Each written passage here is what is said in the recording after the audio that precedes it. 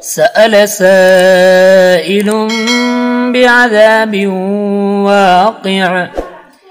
للكافرين ليس له دافع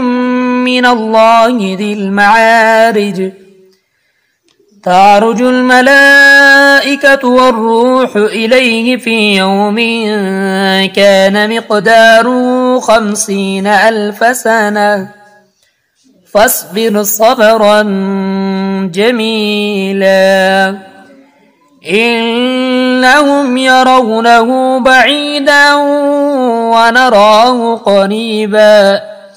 يوم تكون السماء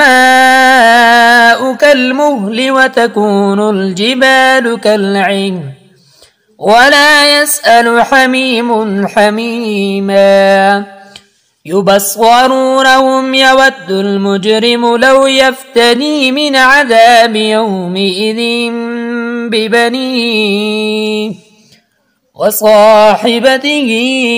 وأخيه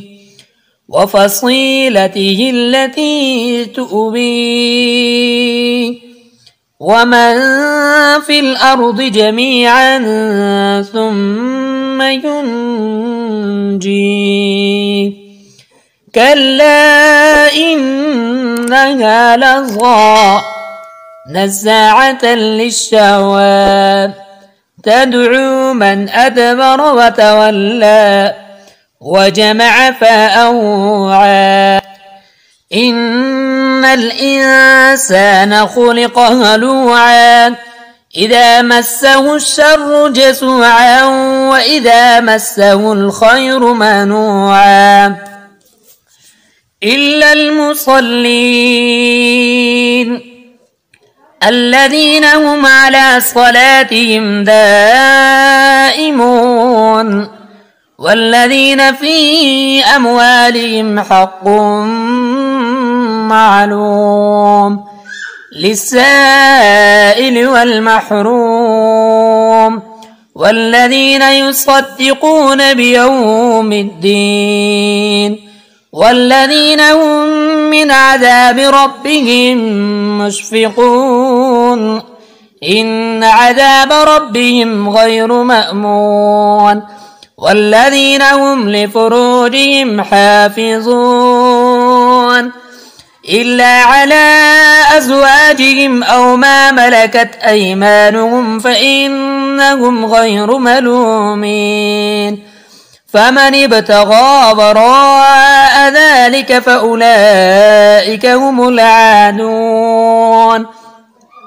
والذين هم لأماناتهم وعهدهم راعون والذين هم بشهاداتهم قائمون والذين هم على صلاتهم يحافظون أولئك في جنات مكرمون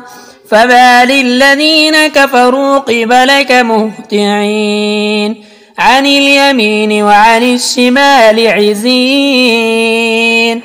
أيطمع كل امرئ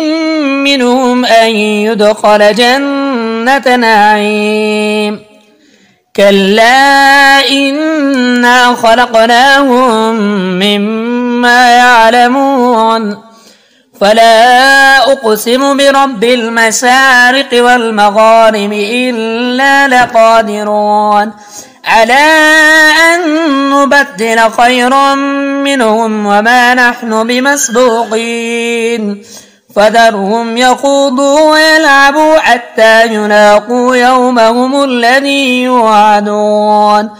يوم يخرجون من الأجداث سراعا كأنهم إلى نصب يوفضون